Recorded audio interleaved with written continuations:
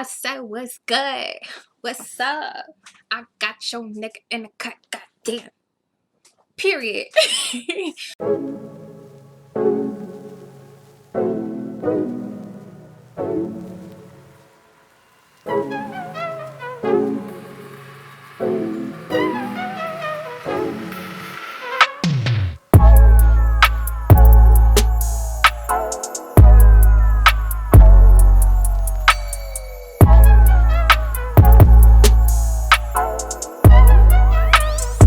Hey everyone, welcome back to my channel, Slim's World, home of the motherfucking hot girl, and that's on period. Oh, you feel me? Don't film my nails. We still in the quarantine and my nail salon is closed, so let's not discuss that. We gonna let me slide. But if you're new here, make sure you like, subscribe, and hit that notification bell so you can be notified every time I upload, because you need to stay in tune so you could get in tune to this tune. Feel me? Follow me on IG, follow me on Twitter, you know, hit my Snapchat, all that jazz in the description box below.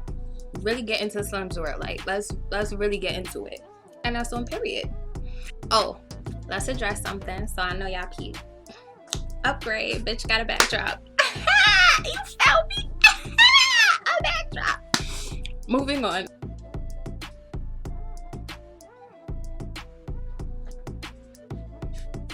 Now that all that's taken care of, we can get in tune. Let's get started. I'm excited. Today's video is another story time. This story time in particular, you gonna need some snacks, girl, because it's lengthy, very lengthy. So go get your snacks. I'll wait.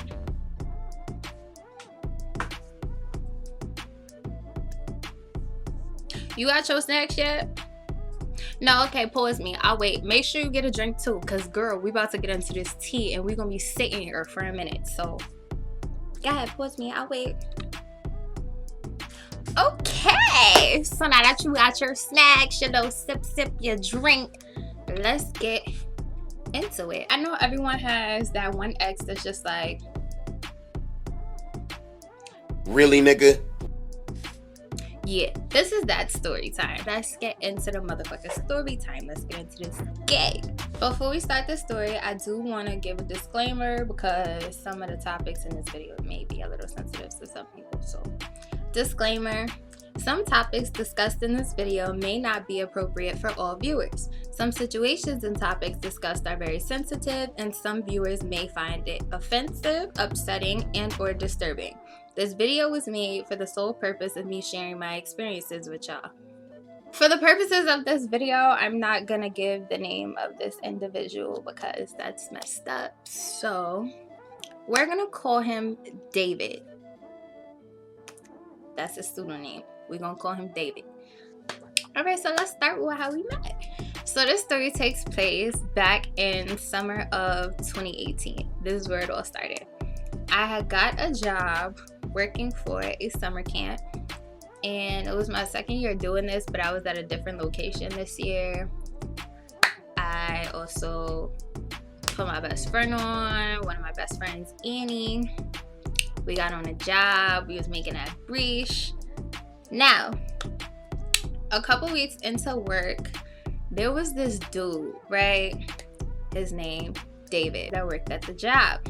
I felt like there came a time within the next 2 weeks or so after he just randomly started popping up in my face where I felt like he was trying to flirt with me and he was trying to shoot his shot. Like at one point he had asked for my number. Okay, cool, like we co-workers, you got my number, cool. Give him my number. But now the text is starting to seem like you hitting me up and it's not on some friendly shit. It's like 10 o'clock at night and you want some what you doing. Nigga, we got work in the morning. I'm sleeping. But basically, I felt like he was trying to shoot his shot, so I told him like, I'm not interested. Like, no offense to you. I I don't know, I'm not interested. And I left it at that. All of a sudden, I started to notice after I said I wasn't interested, he all of a sudden started acting funny. You just was in my face all the time. Now all of a sudden you acting like you can't speak, like you a little shy. Saying what's up with that? That made me gravitate towards him more, because it was like,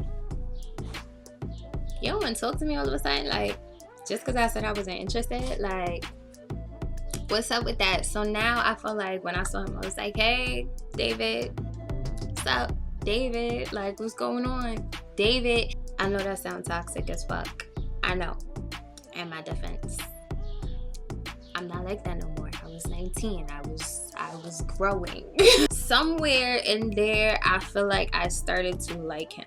Don't ask me how, because I was not interested at first. All of a sudden I did. It was weird. I still don't understand it to this day. Now that I'm interested, we had started hanging out, and he even said it to me. He was like, honestly, I don't get you, because when I was trying to talk to you, you wasn't trying to talk to me. Then when I felt back, all of a sudden you started like finding your way in front of me, and I was like, yeah, moving on. Like, I don't get it either. I don't got an explanation for you. So started hanging out, everything cool, copacetic.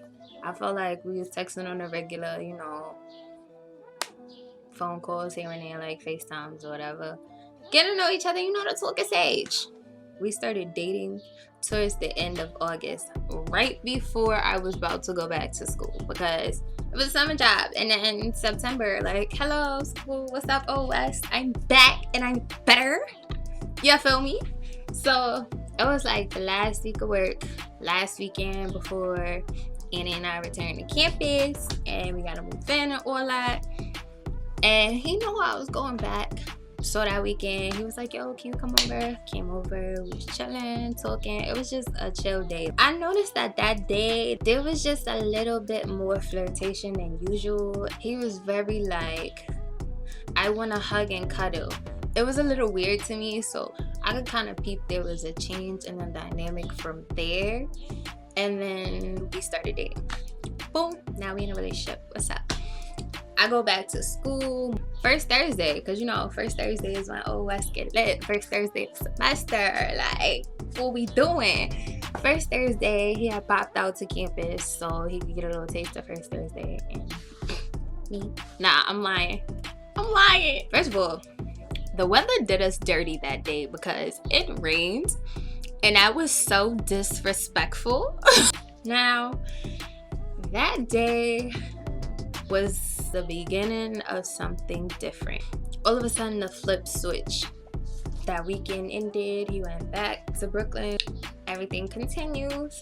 It was weird because he was texting me and he's like, oh, like, you know, I've never had a girlfriend that's made me feel this special. Like, I just feel like you're a really special individual, and I couldn't ask for anything more than a girlfriend. Like, you're just everything I've ever wanted. I've been single for so long, but you really changed it for me.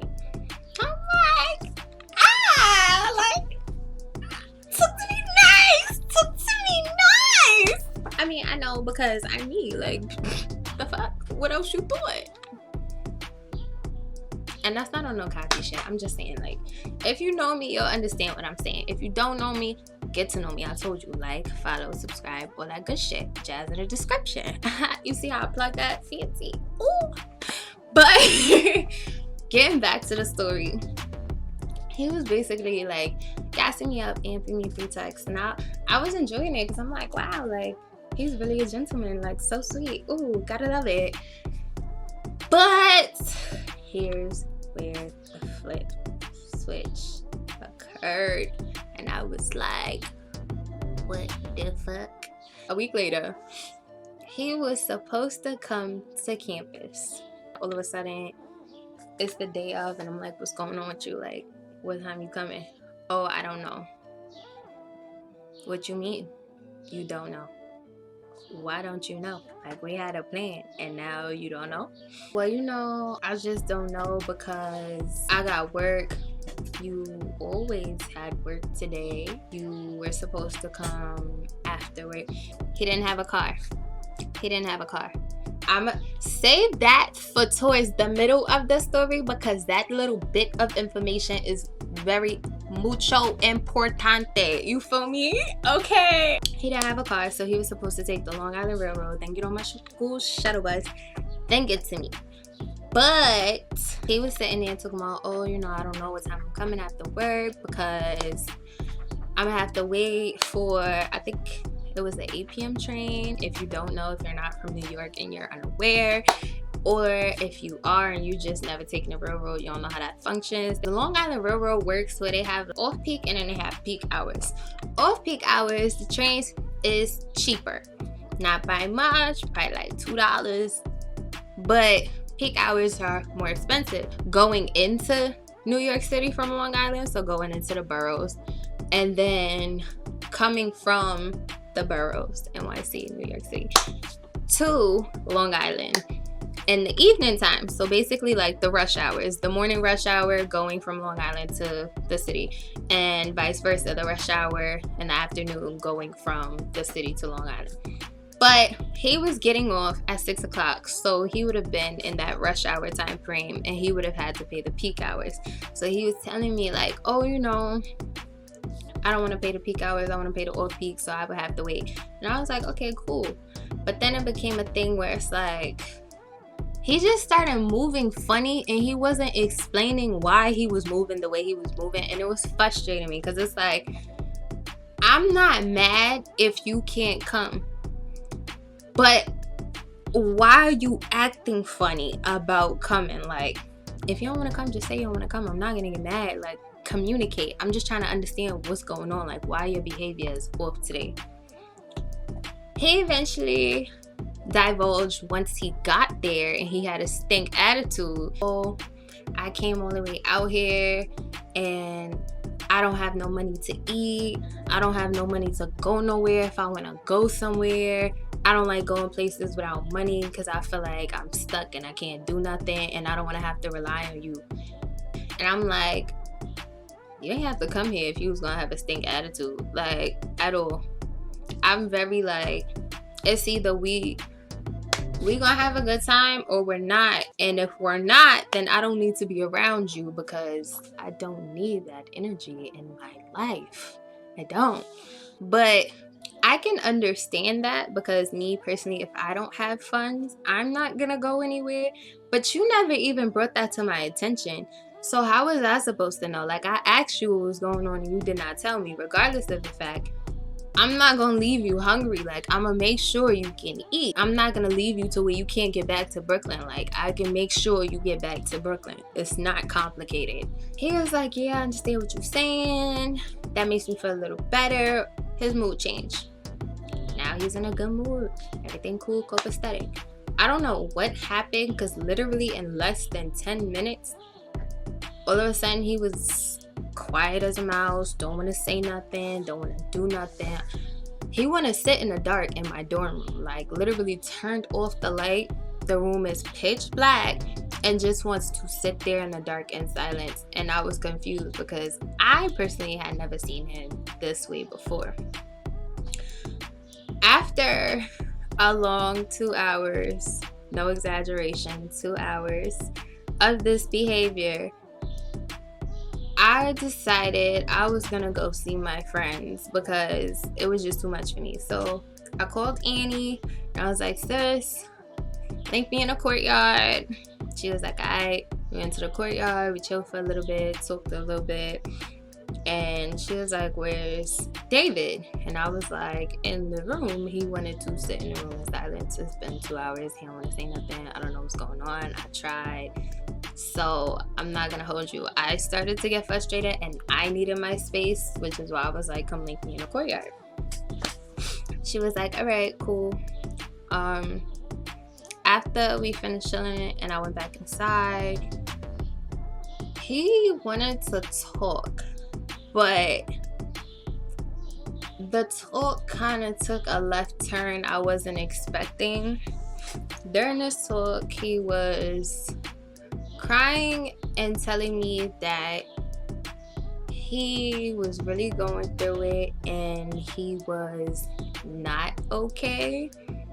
there was a lot of things going on with him from his past, like college-wise, flunking out of college, and student loan debt, bad credit score, and not having a car, exes and drama from that, and a whole bunch of other things. And I was just like, wow. So I consoled him, of course. We went outside, we sat outside, we talked a little bit. He started to feel like he was in a better mood. We went back inside, went to sleep, cool. Next day, he had left, and he went back. I started to notice after that day, things changed for our relationship. Drastically. Like, he used to tell me all the time, like, oh, you know, my exes used to make me feel like I wasn't a man.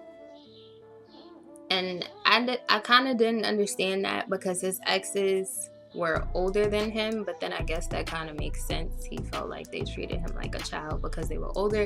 But our relationship was different because he was 4 years older than me. Either way, he used to tell me like, oh, my exes made me feel like I'm not a man and I can't respect that. Like, I really felt like they tried to belittle me, stuff like that.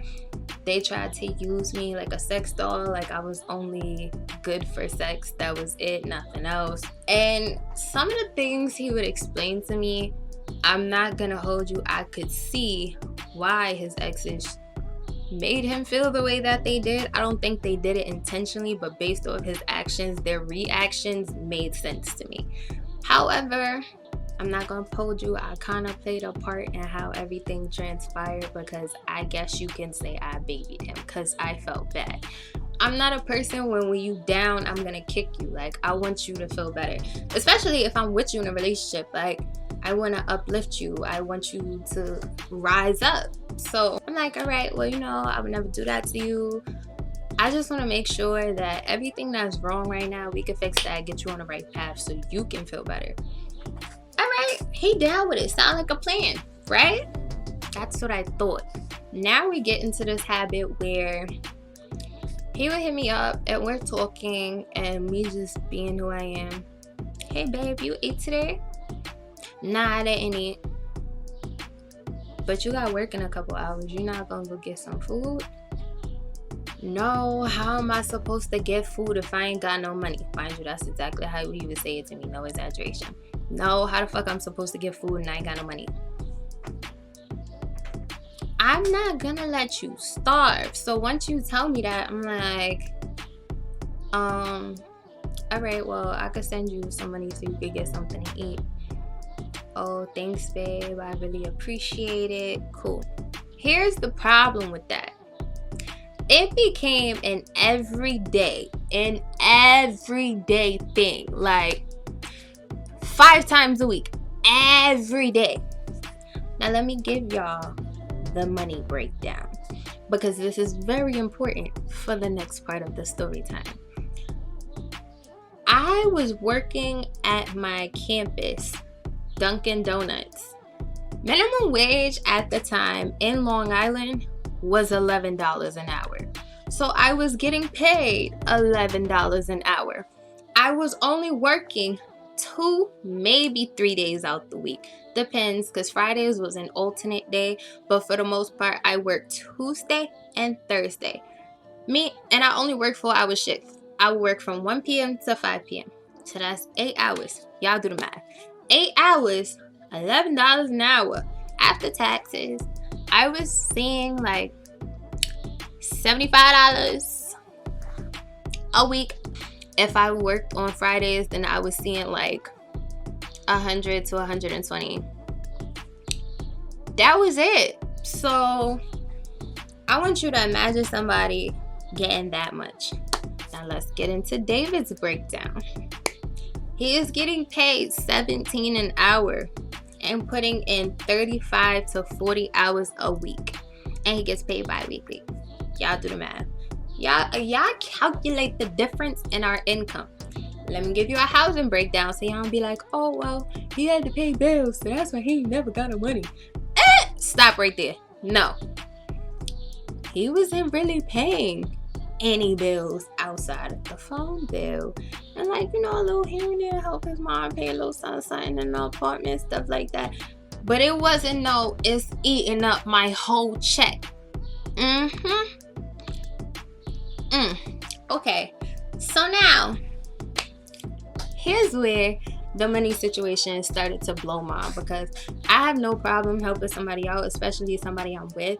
But I feel like after a certain point, now you're dragging it, now you're trying to take advantage of me, and now you're doing the most, and I'm not feeling that at all. Hold on, because I'm about to pull this up right now. So I had to look it up at my Cash App, but during the time period we together, mind you, first payment was September 9th, 2018. Payment stopped in early November within a 2-month time period. 34 payments, and he had gotten $483 from me.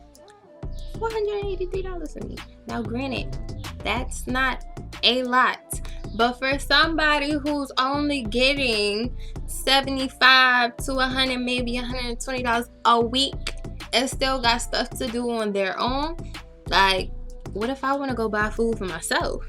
What if I got somewhere to go? What if I need to travel back home? I don't got a car, I gotta take the train just like you. Like, that stuff adds up. And $483, mind you, we never went on a date the entire time this relationship lasted. Never went on a date, never went out, none of that.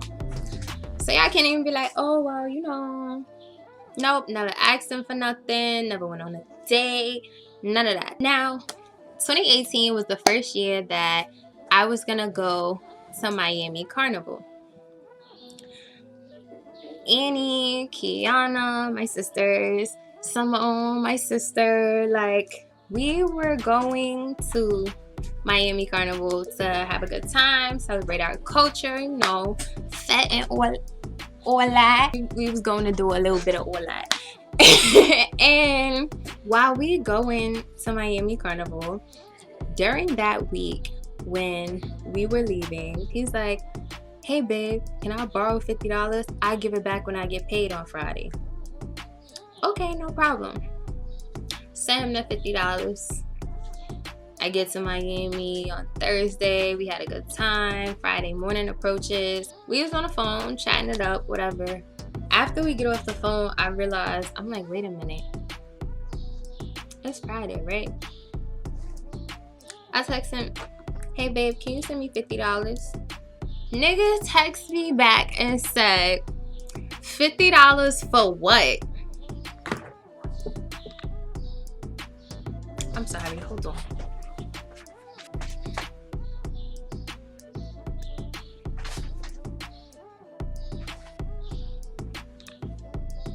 The fuck? All the money that I done sent you to help you out, and I asked you for $50, and you gonna ask me for what? After you asked me to borrow $50 and give it back on Friday, and that was Friday, and I come to collect, and it's a problem? You confused? You don't remember? Did I miss something? Like, is it me? Am I dumb? Am I bugging? So I was like, remember you asked me to borrow $50 and said you was gonna give it back on Friday when you got paid? He got an attitude and was like, fine, I'ma send it. Okay.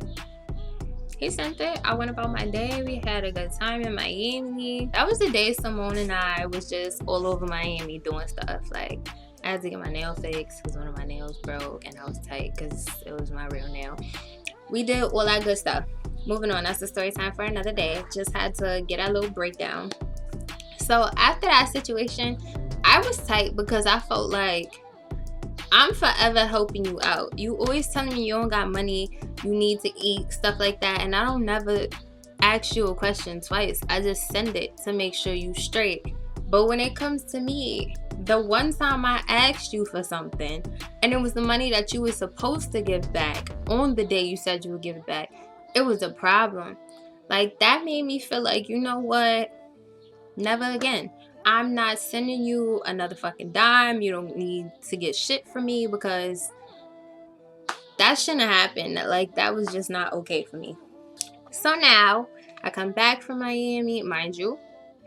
Little side note, little sidebar story time from when I was in Miami. The day of Juve, we was in the park. Barely any service. Cool. Told him I wasn't really gonna have service. Hit you up later. Everything was cool because Juve ended like 2 p.m. The next day was Carnival. So Carnival, you know, you in the park all day. We was literally in the park from like 10 o'clock in the morning until after midnight Monday. Like, Carnival was Sunday, 10 a.m. It's 1 o'clock in the morning and we now getting back to our B&B. Like, it was just, mind you, we had to get up because our flight was that morning, so we wasn't really getting no sleep. But while we was in Carnival, there wasn't really any service in that park. If you ever been to Miami Carnival, you know that that park has trash ass service. So after a while, I would be texting him, but my text is not going through, or he's texting me and I'm not getting nothing because we ain't got no service. Then my phone died because I kept recording Snapchats because I wanted to be cute, like, peep me at Carnival, what's up? And then my phone died and I was like, well, I'm not what's up because I ain't got no fucking phone. But I get home, well, we get back to the B&B and I charge my phone and I hit him up like, hey babe, I'm inside, you know, just wanted to let you know that I made it in safe because my phone died while I was out there and my service was trash. So there was just a lot going on. Just want to keep you updated. He caught a whole attitude with me and was on FaceTime talking about, you don't care about me, like, I ain't hear from you all day. I just told you my phone was dead and I ain't had no service. And I could literally prove it because the messages got the little red circle with the exclamation point and it's saying not delivered. Like, I sent them, it wasn't going through. That's not on me. All this gaslighting. Like, you're not about to make me feel bad. I'm sorry, you're not. But in that moment, I was just like, you know, I'm sorry. Didn't mean to make you feel no type of way. I really just didn't have service. My phone died. Like, I'm really sorry. Apologize, even though in reality I wasn't wrong. But that just goes to show how the dynamic started to change in the relationship. Mind you, I was always the yes man. Always, yeah, you got this. Yeah, I got you. No worry, it's covered. It's taken care of. Dude would be hitting me up while I'm at school. And he's chilling in his crib. Just got paid 2 days ago. Talking about he ain't got no money. Babe, can you send a bud man $10 for me? Can I send a bud man $10 for you? Whoa. You ain't got money to eat? And you want me to buy you weed? Is you crazy? Where's your money going? Like, something's not adding up. It's just not making sense to me. So after all that, I guess he started to see that I kind of started to grow distant because I was starting to get agitated. Like, the situation was genuinely blowing mine. So then he brought up the idea that, oh, we're gonna go on a date. Mind you, this would have been our first date. We were gonna go on a date. Oh, let's go to Fright Fest in a couple weeks. I'm like, cool, I like Fright Fest. I like all the little side attractions, all that good stuff. So we could do that. Like, okay, cool. We go to Fright Fest. How we getting there? Because again, I reiterate, he does not have a car. Oh, we could get a renty. Get in tune to this because this is where the story time takes off. Like, this is it. I said, we gonna get a renty? He was like, yeah, that's the plan. All right, cool. Let's check out the renty prices. So we calculating the prices for the renty on Enterprise. Now, the renty for him would have been $99 because he's 24. He doesn't have to pay the young renter's age fee. So it would have been $99. For me, it would have been $250 because I'm 19 at the time and I have to pay that fee. After all that negativity that I was starting to deal with and the way I was starting to feel about the relationship, like I was starting to feel drained. I was starting to feel like I don't want to do this anymore. Is it worth it anymore? Like, you're blowing my mind.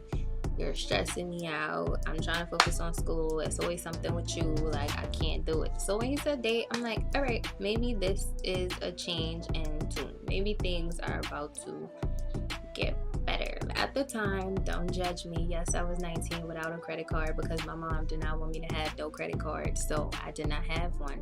Mind your business. But being that I didn't have one, if I wanted to rent the car in my name and I were to use my debit card, it would require a $200 security deposit. So technically the total would have been $450. That being said, we talked about it and he was saying, oh, you know, we should get the renty. We're gonna go. We're gonna have a good time. I'm like, all right, fine. We decided we was gonna go half and half on the renties. Being that you get the $200 security deposit back, we're technically only paying the $250. You split the $250 in half, then we both paying $125. I'm like, that's doable, whatever the case may be. I'm not stressing it. Let's do it. He said we're gonna do it. I'm like, all right, let's get into it. Like, we're gonna have a good time. Now, the day is approaching and I hit him up, and like I said, he said we was getting a renty and we both had to have $125 to put up plus the $200 for the security deposit. So technically we each had to have $225 and we was both getting $100 back after we returned the car. I asked him like, hey babe, you know, we're supposed to go tomorrow, but in order to rent the car, I need to know if you have your bread, because I don't want to just rent the car and you don't have your portion of the money. Like, what's going on? Oh, I ain't got it. So how we going? And when were you going to tell me this? Because we supposed to go tomorrow. What do you mean like you don't have it? When were you going to say something? Tomorrow? When we just, I'm like, what time we leaving? And you, oh, we not going, I ain't got it. Mind you, this was supposed to be our first date. We already been in a relationship 4 months. And this was your idea, and now you ain't got it. Okay. So I'm like, well, if you don't got it, then we can't go. And he's like, oh, well, why not? And I'm like, because I'm not paying $450 for us to go to Six Flags for a couple hours. Like, it don't make sense. We're going to Fright Fest. We're not gonna be in the park all day. Like, we're going at 5 in the night. We're only gonna be there. The park closed at 11. We're gonna be there for a few hours, and we not even leaving at 11 because we not trying to hit traffic when we leaving. Like, if anything, we was leaving 10 o'clock. So we gonna be in the park for like 5 hours, and you want me to put up 450 beans? You don't got nothing to put up. Like, that's just not feasible for me, especially because I'm not getting that much money. For me to just be shelling out that money, like, that's reasonable. I just came back from vacation. Like, that don't make sense. He was like, oh, well, I don't really agree with that. I feel like we should be going. Every time I look forward to something, it never works out. I'm tired of things not working out. Hearing this news is really ruining my day. So I'm gonna go to work and I'll talk to you later. I'm sorry, sir. Did you just try and make it seem like it's my fault that we not going? Like, we didn't have a plan and you didn't fall through? I'm confused. So at that point, I was like, you know what? Fine. Have a nice day.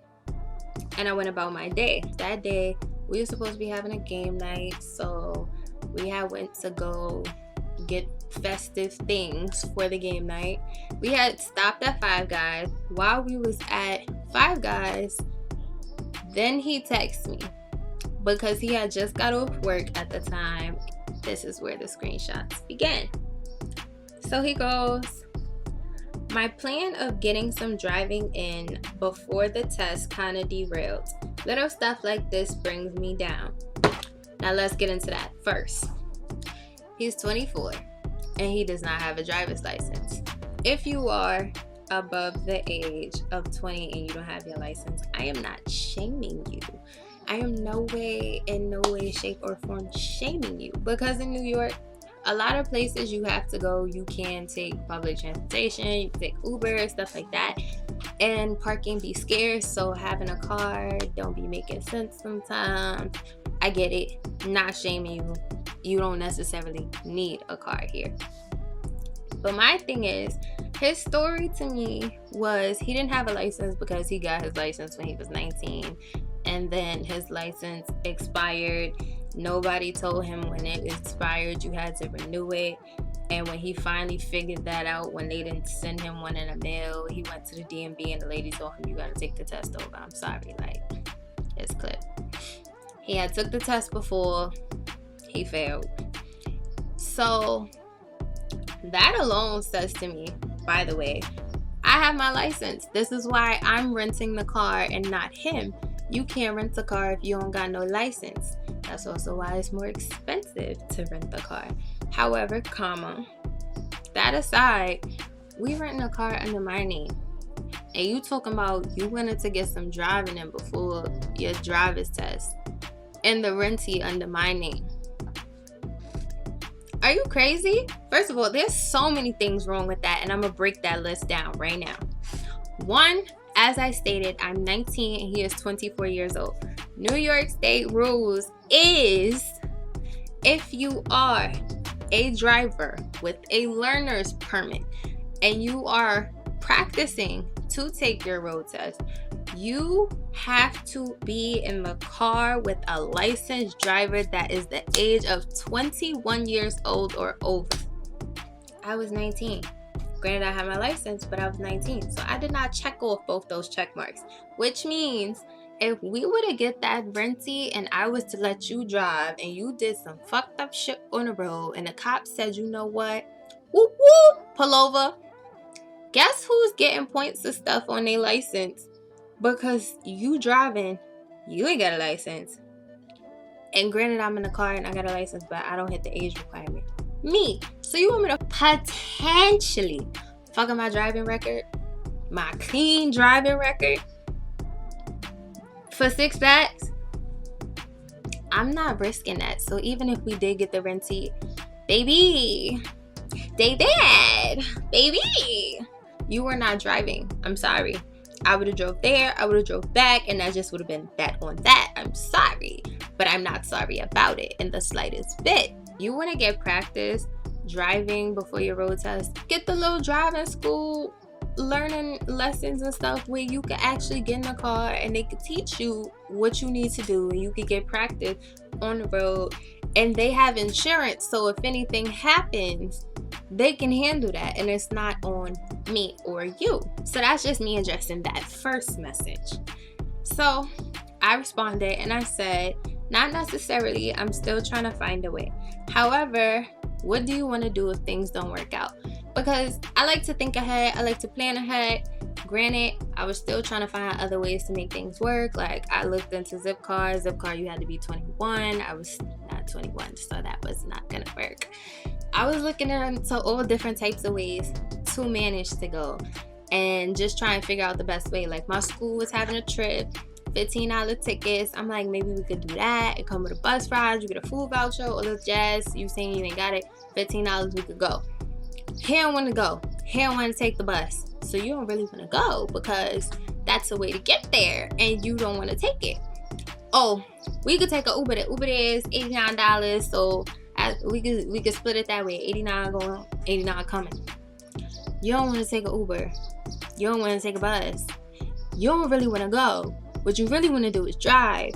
But what you should know is, even if we was driving, you was not driving. So why you mad? Like, I just had to break that down because maybe I just wasn't getting it, and I still don't get it. But I just had to break it down so it could be gotten. So He goes, nothing, to be honest. I wanted to go there and I don't want to be paying for cabs and stuff.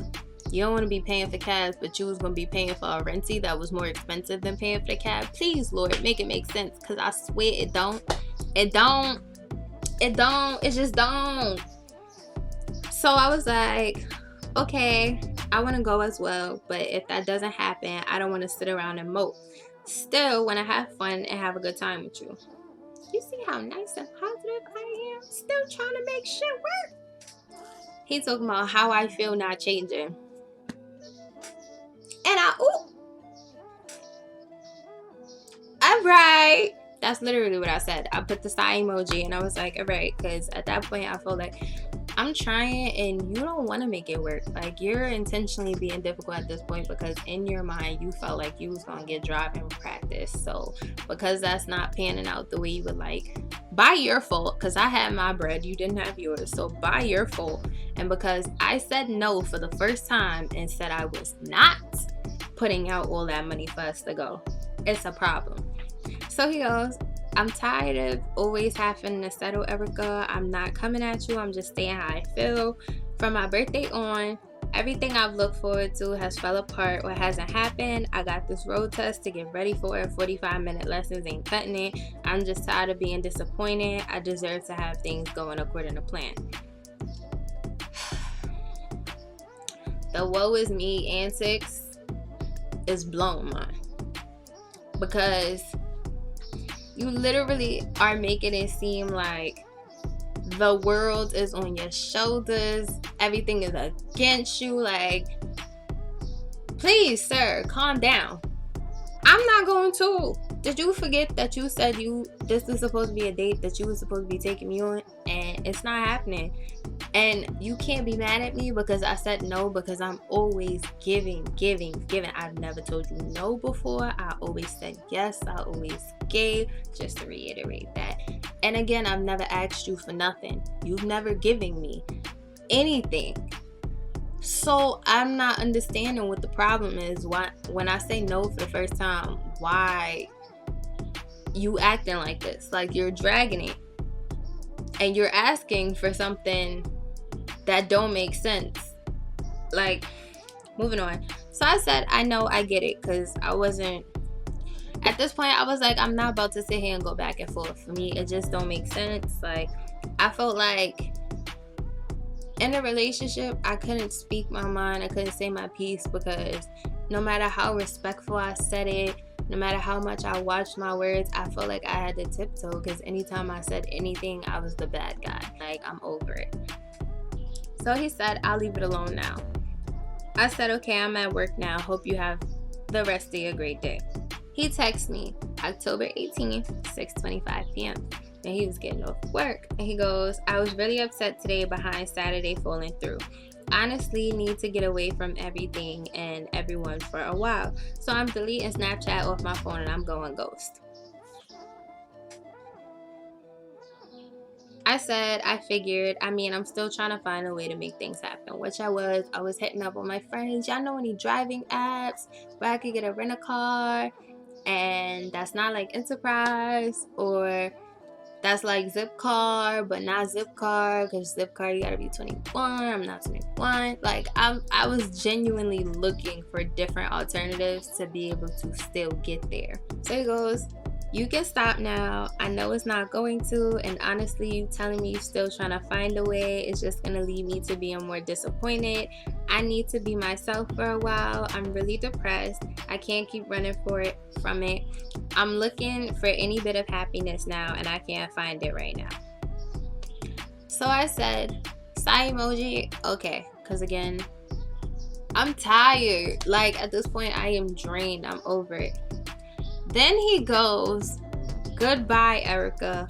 Wishing you nothing but the best. Prosperity and happiness. That threw me off, because where did that come from? What do you mean goodbye? Goodbye as in we breaking up? Goodbye as in like what? Goodbye as in like you about to do something crazy? Like, what do you mean? So I said, whoa, goodbye, question mark. So you're leaving permanently? Question mark. After everything you said goodbye. If it was a breakup, I would have been okay with that. Like, just let me know. But when you're saying goodbye in this context, after the conversation we just had, and you just saying you're depressed, now I feel like you're about to do something to yourself that you're not going to be able to take back. So now I'm concerned because your safety is important, even if you are blowing mine. So he goes, so you're about to guilt me and make me feel worse than I already do. I said, I'm not trying to guilt you. I asked the question. Gaslighting. How was I guilting you? Like, how? Please stop with the gaslighting.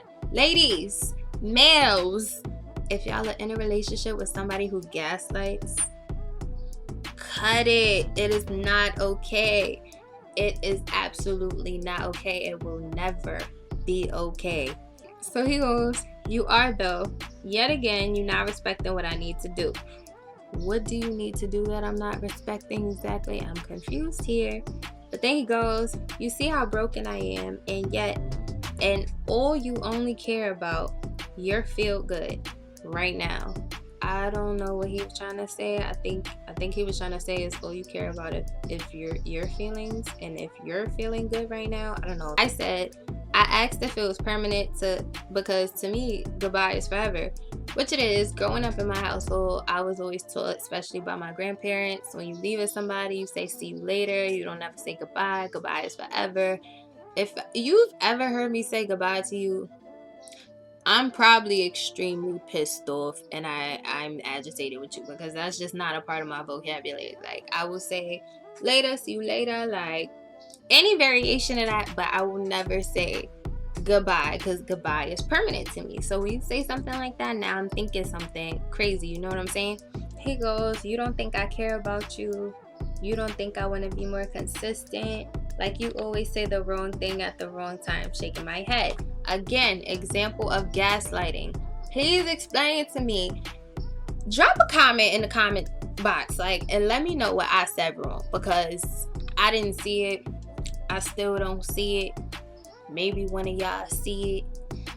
If you feel like I did something wrong, comment below and be like, yeah, bitch, you was dead ass wrong. Because what you should have said, or what you didn't say, or what you said would, like, please, because it ain't make sense to me. But I was like, it had nothing to do with my feelings. I just wanted clarity. So he goes, just stop texting me, please. You're making it worse. Earlier on in the day, I was agitated because, again, I felt like I could not express myself being in this relationship. I could never say nothing, because every time I said something, as you can see, I'm saying the wrong thing at the wrong time. I don't never say the right thing. So it got to a point where I just wouldn't say anything at all. But I had saw SZA had posted a tweet that had said something along the lines of, you don't deal with people's shit because you have to. You deal with it because you want them around.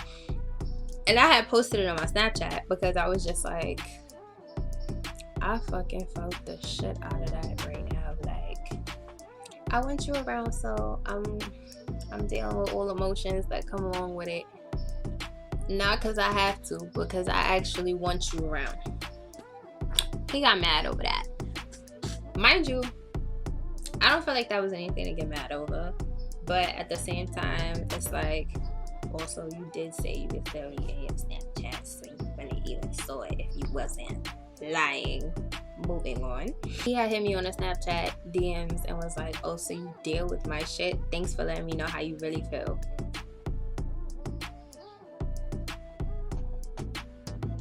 I can never let you know how I really feel anyway. So, I mean, okay. So I texted him and I was like, no, I don't deal with a lot of shit. However, as you said yourself, I'm different with you. I'm more patient. You told me stop texting you, so I did. I didn't call because I'm not alone. And you made it seem like you don't want to speak. So he goes, so you go and throw shots on social media about me. And don't sit here and tell me those ain't about me. Mind you, he's saying those. It was one picture of a screenshot of a tweet. Moving on. He was like, this is the part I'm confused about. So then he goes, shaking my head, Kay, Both things can be true. You passive aggressive and you haven't even realized it.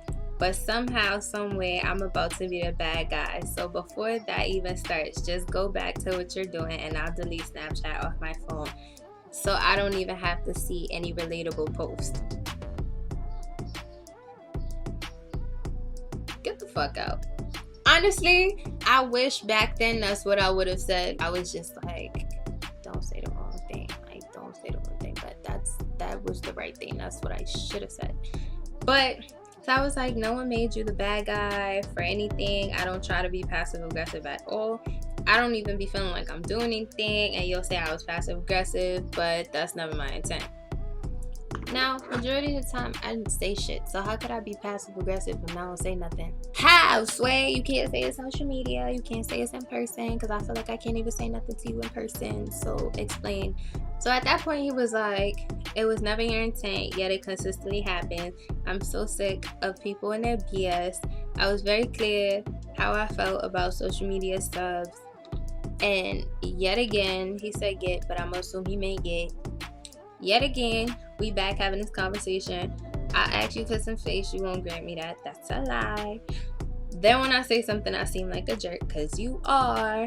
And now I feel bad because your feelings are hurt. And in reality, if you would have just, he said but I'm assuming he meant if you would have just respected my wishes, a lot of shit wouldn't be happening.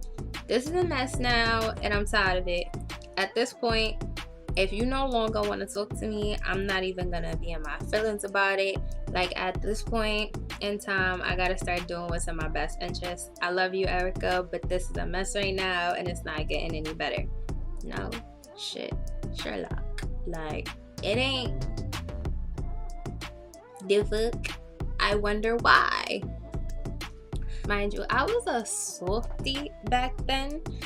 So let's not talk about how submissive I was and how I played into the gaslighting and allowed him to make me feel bad for things that I now realize years later I was not wrong for. Bear with me. I was young. So I said, I hate how my intent with you is always pure, because I genuinely care about you, but I'm always doing you wrong in your eyes. I always get you upset, or I'm always saying the wrong thing. I literally said okay and was going to give you space. I only asked questions because you said goodbye. You asked me not to text you, so I stopped. I never wanted to stop talking to you. I feel like I can never do anything right. No, it's not you, you're the bad guy, it's me. I post because I can't express how I feel. See, this is when I started talking that honest shit. This is when I started letting it slip out. And I want you to see how he flipped it after. So I'm like, I fear if I express how I feel and I'll say something wrong and you'll never speak to me again. So I don't say anything. Told you I was a softie. If he never spoke to me again, I probably would have been better off. But I was like, me posting is kind of a way releasing some of how I feel so things don't get bottled up. Then I get angry and explode, because then you really not going to talk to me. And that was facts, because when I was younger, my attitude and my anger was very prevalent. Everybody knew, like, I was a sweet kid. I wasn't gonna bother nobody, but once you ticked me off, I did not know how to stop. Like, I would just explode, and it was like a switch went off. Like, I didn't like that side of me. I didn't like who that person was when I would flip that switch, because I just felt like this person, like, she's not cute. Getting angry and flipping like that, that's not cute. It's not cool. Like, I had to change that. But in that time period, I was still working on that, and I already knew myself. And I knew, like, a lot of times things that would be transpiring, I would not speak on. And me not speaking on it for some time, eventually things would add up, and then it would be that one thing that happened that's not even that serious, and boom, I'm tight. Now I'm going off. I'm black and I'm wilding. I didn't want to be like that. So, like, when it came to situations like that and I would get tight because I felt like I couldn't say nothing in the relationship, I would probably go post, like, maybe I post like a meme or something, that would make me laugh or that I felt like was similar to the situation. Not often, like 2 or 3 times throughout that time period. I swear it was not that often. So there he goes. I've done so much behind the scene things to keep this as stress-free as possible. I'm gonna explain that in detail because, bro, it's not what he made it seem. But he was like, shit you don't even know about, Erica, which I did know about because you explained, like, let's not pretend. You gave a full breakdown to try and make me feel some type of way about the things you did behind the scene for me to make things stress-free. But he was like, I defended you. See, here comes the breakdown. I defended you when people spoke ill about you, especially because I know how dope you are. Now, let's get into that. Swipe that screenshot. Ooh, wrong side. Swipe that screenshot to the side real quick. Let's get into that. What he means by he defended me is when I started working at the job, and like I said, he would always be in my face. There were these 2 other females that worked at the job. There was this girl whose name started with an S. I don't remember her name. And her best friend whose name started with an A. So we're going to call them S and A. Like 2 letters on a keyboard right next to each other. Ironic, right? But they was best friends. And S had a crush on David well before I even worked there. I knew any of them. So when I came in that summer, he was in my face. And then eventually that wound up turning into a relationship. She hated me because she felt like this bitch came in and took the nigga I wanted. And I was oblivious to the fact that she wanted him in the first place because she was a very quiet girl. Like she didn't really speak to nobody. She would always say hi to me. That was it. Like we would pass each other and we'd be like, hey. She would be like, hey. I'd be like, hey. That was it. But it was never nothing crazy. So I had no idea she had feelings for him. I found this out later on. But she had feelings for him. And because I came in and I took the nigga she wanted, her best friend was mad and had animosity towards me because I guess I took her best friend's potential nigga. So they used to be trying to talk shit about me to him. Like that summer, I was really wearing like, I had box braids when I first started working there, and then after the box braids came out, for the most part of that summer, I was rocking my natural hair. You feel me? Baby. Because I love my natural hair. Like, I'm not ashamed of my 4B, 4C texture. You feel me? I be taking care of it, and it be looking good. Good hair is healthy here. Oh, you feel me? So, they used to be talking crap about me, like, oh, she looked busted because she got out her hair. Like, what's going on with her hair? Bitch, my hair is laid and slayed to the gods, even in its natural state. Something you can never do. Okay? Like, you know what's crazy to me? Quote from Jackie Aina: I've never been told that I'm unattractive by somebody who looks better than me. No cocky shit. Just saying. But yeah, so that's what he meant by he defended me. He defended me to those girls who did not like me because one wanted him and the other one was the best friend of the one who wanted him and did not get him. Like, thanks, I guess. Like, that was, I didn't need you to do that because one, I was oblivious to the fact that they was talking about me in the first place until you said something, sir. And 2, I did not care. Like, at the end of the day, y'all was talking about me while I was living my best life, and y'all were mad about me while I was paying y'all no attention. I didn't need you to defend me. I was Gucci regardless. Moving on. Back to the message. So he goes, lately, I don't know what I've been dealing with. The fun is gone. It's always huffing and puffing, rolling eyes, and these subs. Yes, because I'm tired of your shit, nigga. Get it together. You are 24 years old and I am 19, and I feel like I'm taking care of you. And I'm not saying it should be the other way around necessarily where you have to take care of me, but at least pull some type of weight. You're not doing nothing, and it's draining, it's stressful, and it gets me tight because a lot of the times people be talking about, oh, guys will take on a female that ain't got nothing and they'll uplift her, but it will never work the other way around. I've done it the other way around. That shit sucks. I don't feel like anybody should be pulling all the weight. Even if you can't pull half the weight, pull 40% of the weight. Pull something. You wasn't even doing that, so you damn right. I'm sighing, I'm huffing and puffing because I feel like I can't express myself and I'm getting tired of your shit. So how else you think it's gonna come out?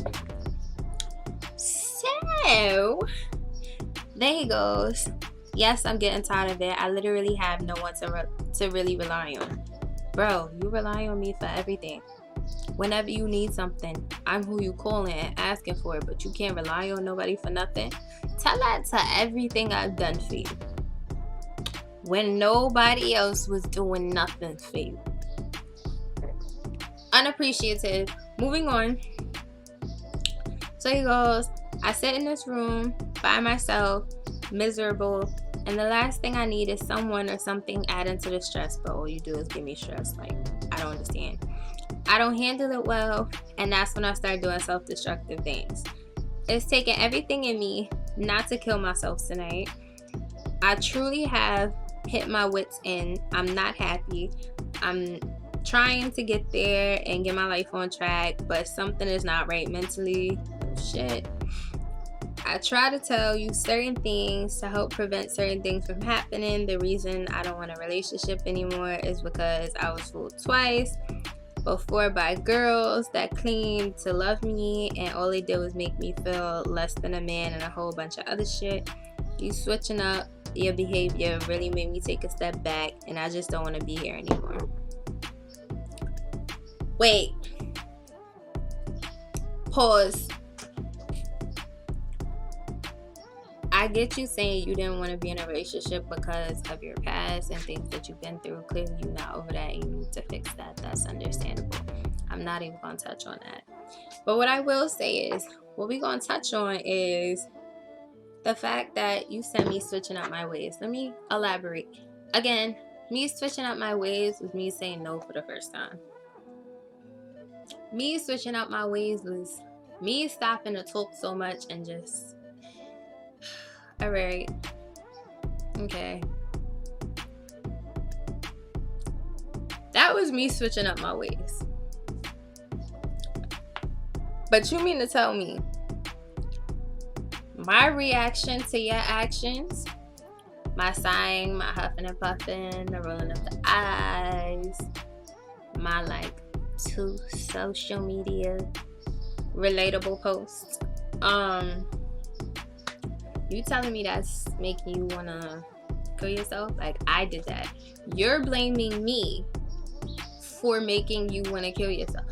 Can somebody please explain to me in the comments if I did anything worthy of that? Because I really don't feel like I did. But in that moment, when I tell y'all I felt so bad in my heart, like, I was literally sitting next to Annie crying because I just felt like, oh my God, like, did I make him want to kill himself? Like, did he say goodbye because this was his intentions and it's my fault? Like, he's just gonna take his life and that's it.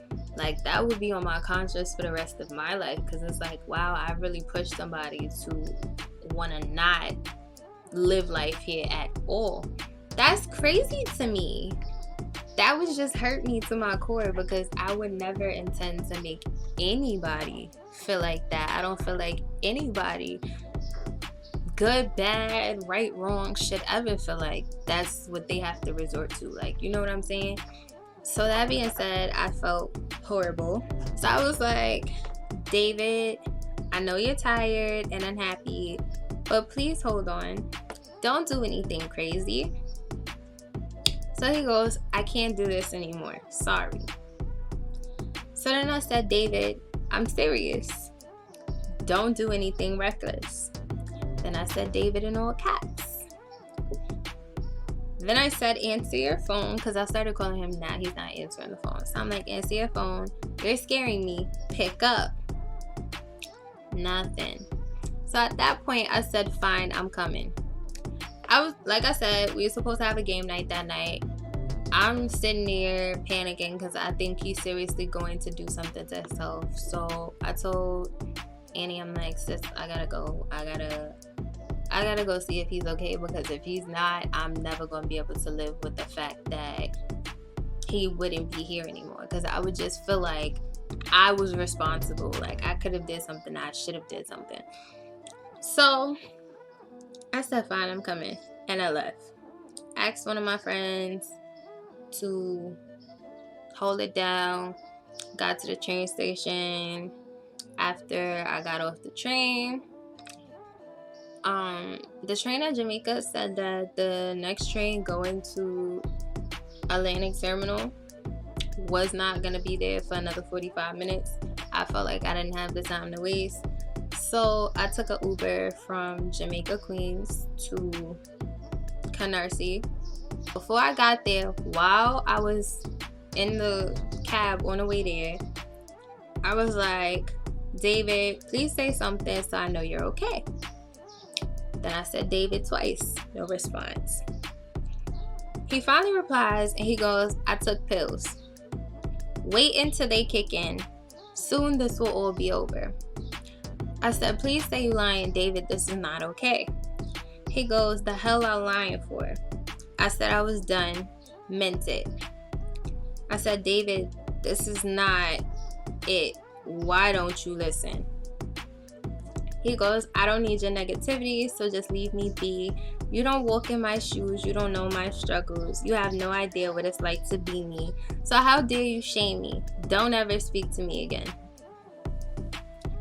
So I said, I'm not shaming you. Stop trying to paint me as a bad person when all I try to do is help. Trying to get you to live isn't negative. I don't walk in your shoes and I don't know what it's like to be you, but I know suicide is not the answer. So he goes, leave me the fuck alone and let me do this. It hasn't gotten better. It won't get better. And I'm sick of being a bad guy. Just leave me the hell alone to die in fucking peace. I'm not replying anymore. The lightheaded feeling is kicking in. Let me have my last breaths alone. So I said, David, I will call the cops to come to your house. Go throw up the pills. Because in my head, I'm like, if I can't get there in a certain time frame, guess what? I'm going to call the cops. The cops going to come and the EMT is going to get to you. Because this is not cool. Like, this is not something you play with. I hope you're not serious. But even if you're not serious, this is not a joke. That's not something to joke about. And if you are serious, this is still not okay. Like, this is not the answer. This is not what you should be doing or resorting to. So he goes, you're doing the most. Just leave me alone. I'm blocking you. If the cops come to my door, I'm gonna cause a ruckus. You don't. No one does. You care about you. When I'm here struggling by myself, night in, night out, alone, struggling to stay afloat, I came into this world by myself and I'm leaving here the same way. So I said, I really hope you're going to be okay. Because at that point, I feel like it's not much I can say. I'm already on my way. I'll get there when I get there. Like, I don't have a jet. I cannot fly. I'm in a car. There's traffic. I'm coming from Queens. Technically, I'm coming all the way from Long Island. Like, it's going to take me time to get from Old Westbury to Canarsie. Like, by the pier. That's deep. So he goes, bye, Erica, you think this is a game? I said, I don't think this is a game. Stop sitting here acting like I don't care and I'm not trying to help you. This isn't for me. You think I'm enjoying this? If I didn't care, I'd just let you go. It's because I do care that I'm fighting for you to stay. So he goes, if you wanted to ensure I was okay, you would have actually came and saw me in person. What's calling or texting gonna do? Like I said, leave me alone because you don't care. Mind you, he sent that message 6 minutes before I got to his crib because I was literally in an Uber 2 blocks away and around the corner, and I was just waiting for the light to turn green so the Uber could drive them 2 blocks, hit the corner, and I was there. Get there, ran up like 5 flights of steps in the P's, ran down the hall, and then started banging on his door. Nobody's answering. Banging, banging, banging, banging, banging. Finally, his mom comes to the door, and she's like, hey, sweetie, is he expecting you? And I'm like, yeah. She's like, all right, give me 1 second. She goes to his room, come back. She like, oh, he's sleeping. Now, that automatically set me off because I'm like, sleeping? This nigga was just texting me, but you sleeping? Like, am I bugging or is he playing games? Like, I did not come all the way to Brooklyn for him to be joking and just playing to make me feel bad. That shit not cool. She lets me in. I go in, drop my bag in his room. He's no exaggeration laying on the bed with his upper body on the bed and his lower body on the floor. Nobody sleeps like that. Like, that's not comfortable. So the fact that his mom thought he was sleeping threw me off, because it was like, what? So I tried to move him. It's nothing but dead weight. He's heavy. At this point, I'm still thinking he's joking around, because you just texted me 6 minutes ago. Now you all of a sudden like sleep. Like, what's going on? He's not moving. Trying to get him to open his eyes. Eyes not opening. I run to the kitchen, grab a water bottle, come back. Tried to give him the water. He drank some. Tried to give him more. He spit that shit up on my sweats. And I was like, I was just frazzled because I didn't know what to do. So at that point, I took a picture, because at that point he had rolled himself on the floor, so his body was just sprawled out on the floor. And I was panicked. Never been in a situation like that before. Didn't know how to react. I was scared, to be honest. So I text one of my closest friends the picture, and I was like, I don't know what to do. Help. My friend told me call the cops. I considered it, but I was like still scared, because I was still taking into consideration what he said about calling the cops. I'm like, if he is faking, I don't want the cops to get here and then he start wailing. Like, I don't know what to do. So, not gonna hold you. I did what I see in movies and on TV. I dragged his heavy body into the bathroom, which is right next door to his room, put his body in a tub, and I turned on warm water. I didn't want to turn on hot, hurt him. I didn't want to turn on cold, shock him. So I turned on warm water. Like 2 seconds after the water hit his body, he started screaming mad loud. And I was shook, because I was like, whoa, like, it startled me. And his mom came running in the bathroom trying to figure out what was going on. And I had turned the water up. He starts getting up and trying to crawl to the toilet to start throwing up. So his mom is asking me, she's like, Erica, what happened? What's going on? What happened? And I'm frozen, because I don't know what to say. Like, how do I tell you? You thought your son was asleep, but in reality, he was trying to kill himself. Like, he texted me and told me that was the goal. I don't know how to tell any parent that. No parent wants to hear nothing like that. So I was frozen, and I was just like, he took pills. And she was like, what pills? And I'm like, I don't know. He didn't go into that much detail. I don't know. So she started looking at him, trying to figure out what's going on. She ran to get the phones, call the police, the ambulance, all that. On the phone with them, he starts screaming at her, get off the fucking phone. Stop calling him. Get off the phone. You call the cops. I'm going to jail. Get off the fucking phone. She's like, going to jail? What did you do? Why are you going to jail? Tell me and I'll hang up the phone. He don't want to answer no questions. So she's still telling him the address and everything. He's getting upset. He's now telling me, tell her to get off the phone. I'm not going to tell your mother to get off the phone with the cops. Like, I'm not. Especially after you just did what you just did. Like, you got your head in the toilet throwing up. You was incapacitated when I found you. Like, I'm not doing it. So he's now angry in the bathroom, and she gets off the phone with the ambulance. He's screaming at her, you don't fucking listen. She was asking me for details. She was kind of loud, but I can understand her loudness. She's a frantic parent trying to figure out what's going on with her son. So as I'm answering the question, he's yelling at her, stop fucking yelling at me. And I'm like, one, she's not yelling at me. She's just a little loud. But even then, if she was, I understand. It's not like she's blacking on me. She's just trying to figure out what's going on. What do I know? So she could be filled in and have some type of understanding of what to do in a situation. He ain't care. He's blacking on her. And I'm like, can you chill? Like, relax. He keeps throwing up. Then he tries to stand up and walk to his room. He literally got in his doorway and then just, you heard a loud ass boom. Walk into his doorway. He's face down on the floor. Like, whatever he took, his body was weak because he could not stand up, and he fell face forward onto the ground.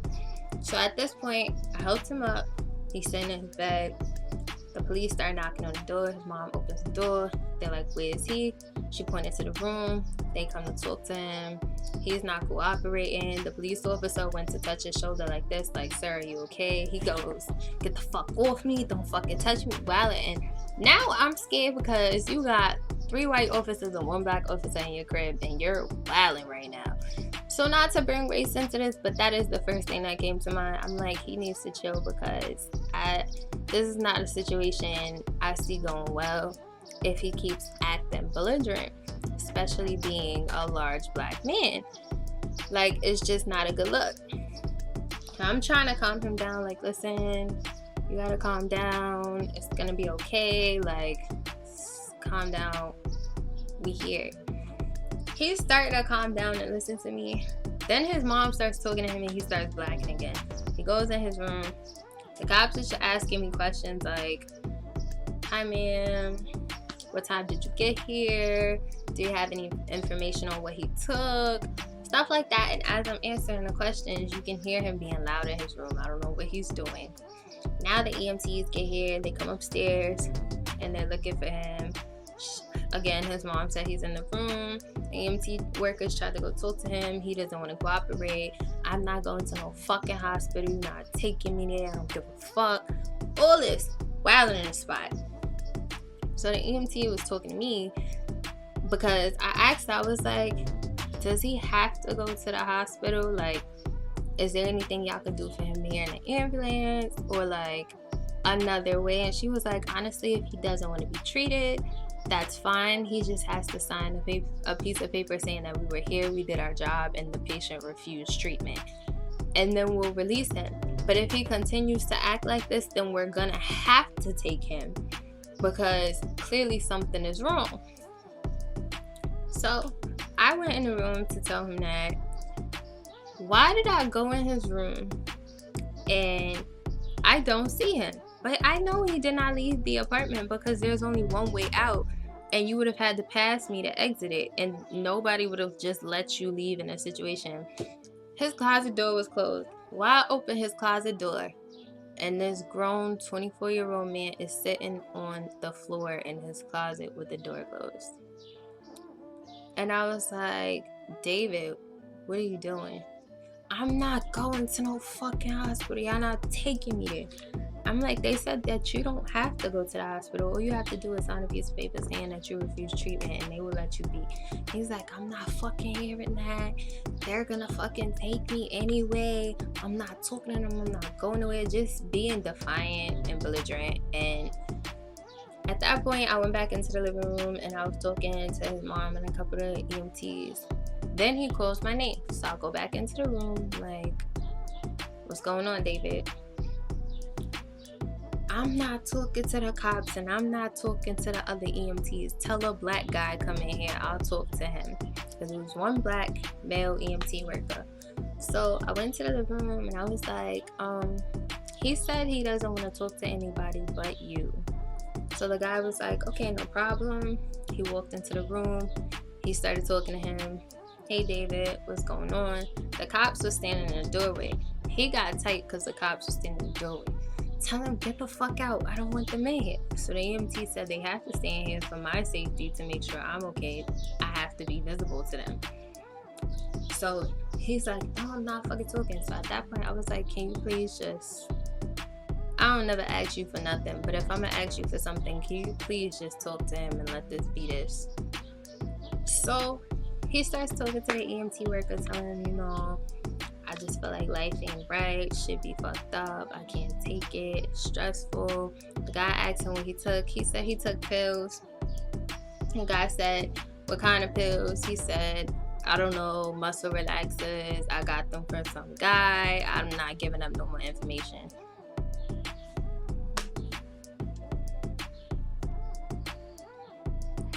Okay, so after that conversation, the EMT worker said we had to go. He put on his jacket.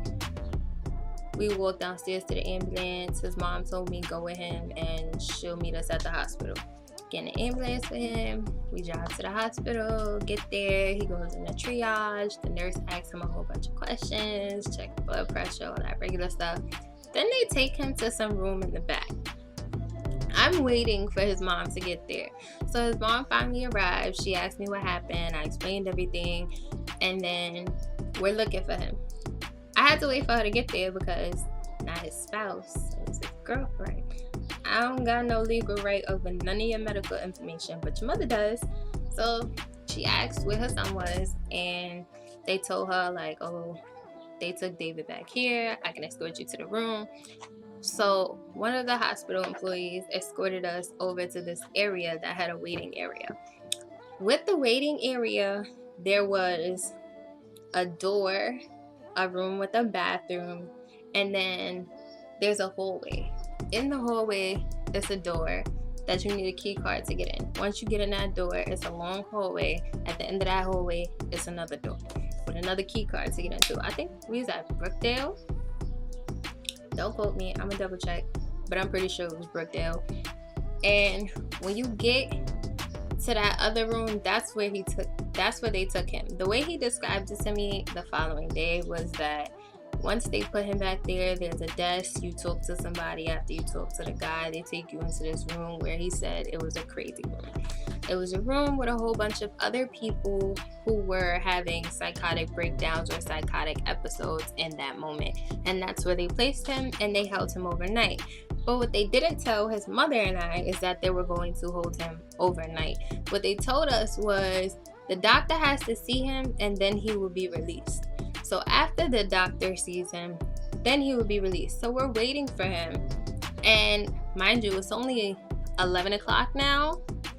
We waited for him in that hospital until 3 a.m. before the doctor finally came to us and was like, yeah, he's not going home. He has to stay overnight. So we went back to the house, or the apartment, and went to sleep. Woke up the next day. He calls me and he's like, where are you? And I was like, at your crib. He was like, all right, I'm coming home. Don't tell my mom I'm coming. And I was like, okay. And then that's when I texted him and I was like, do you have your keys to get in? And he was like, yeah. So he gets there, and when he gets there, he walks in the room. He drops a little black plastic bag on the bed, and he looks at me. He's like, hey. And I was like, hey. He was like, I want to hug you, but I really need to shower first. He goes, he gets in the shower, he comes back. After he gets out the shower, he hugs me, and he literally just hugged me for like 10 minutes. And then he's like, I gotta say thank you, because I think you really saved my life last night. Now here's what I did not understand. I saved your life last night, but does that negate all the things you said to me in that process, like leading up to what you did? Because what you did was in no way, shape, or form okay. The things you said prior to what you did and the things you said while you were in the process, in no way, shape, or form was okay. But I just, first of all, that was the end of the story time. Like that was how the story ended. That was just a lot. But I just felt like in that moment, I didn't know what to say or how to react, because to me, it was like, what do you say to that? In a situation like that, like, what do you do? What would you do? What's appropriate? What's not appropriate? Like, it was just a lot to process and a lot to take in. And unfortunately, after that situation, I felt like it was just too much for me and it wasn't right. So I honestly waited for couple weeks to make sure he got the proper mental assistance that he needed, and after that I was like, yeah, I gotta exit this situation for the betterment of me, because this is not healthy for me, like, and I just can't. But to end on a more positive note, for the people that constantly ask, like, why are you single? To be honest, I feel like lately nobody has really piqued my interest in some time.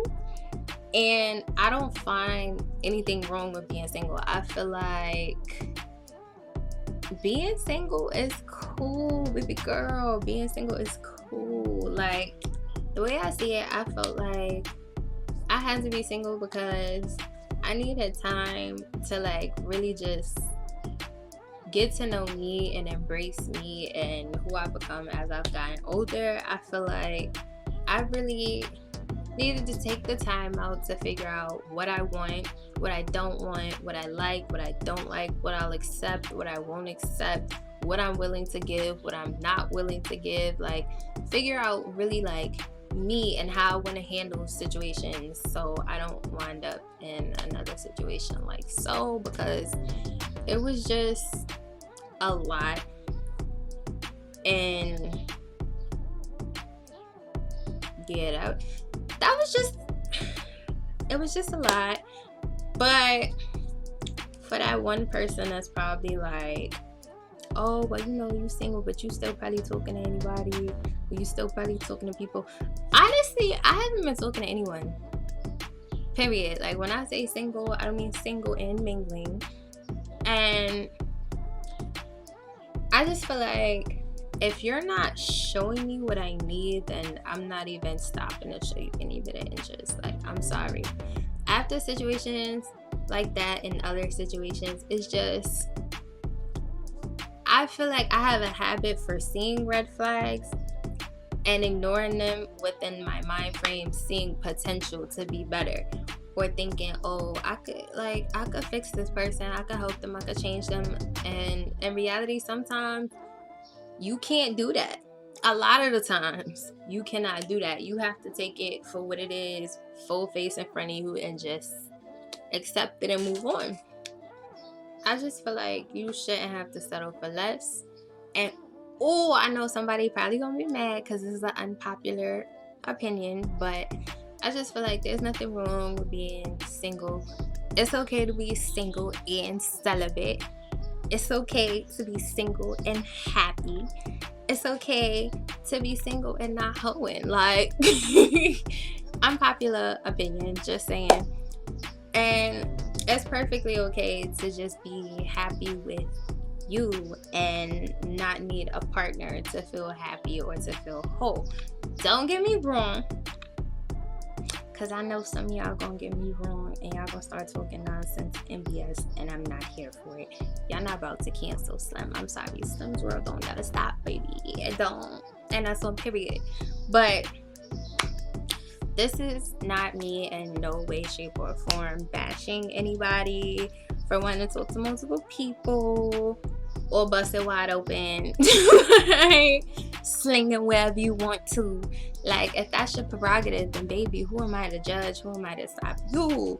Whatever works for you is none of my business. Oh, so don't get me wrong, that's not what I'm saying at all. But that aside, I know today's video was a little long. It's 6:49 in the morning to be exact, because I started filming super late. Thank you for watching. Thank you for sticking around. Like I said, I know it was lengthy. I hope you guys enjoyed it. I hope y'all were able to learn something and take away something from this experience of mine. Yeah. Oh, last thing, I wrote a little message. Okay. Before I go, just want to say one more thing. Y'all got a couple YouTubers pages y'all gotta check out, okay? Because it's not just me that's new to the game. Okay. So, there's this girl I met going to school, and I think she is so dope. Really cool chick. Love to turn up with she. Okay. And her YouTube channel is Caramel Key. So go check out Kiki for me, okay? Because her content, watch out for her, alright? Also, if you haven't already, make sure you look at my sister's channel, Kiana's Corner. She's a dope MUA with a dope ass personality. She's funny, and I just feel like if you enjoy my content, you definitely gonna enjoy her content. That being said, thanks again for watching. If you haven't already, like this video, subscribe, hit that notification bell to make sure you're notified every time I upload more videos just like this one and other content. You feel me? And just stay in tune so you can get into it, and that's on period. Like oh, follow me on IG and Twitter and add me on Snapchat. I can't wait to save my life, don't judge, but I just hope that y'all enjoyed this video and y'all come back for another one, because you know it's Slim's world, home of the motherfucking hot girl. You feel me? Thank you guys for coming. Thank you guys for watching. Thank you guys for sticking around. And I will see y'all in the next video. Oh, I know y'all gonna get tired of me doing that, but I'm sorry. I just like to roll my tongue. So, keep it. Okay?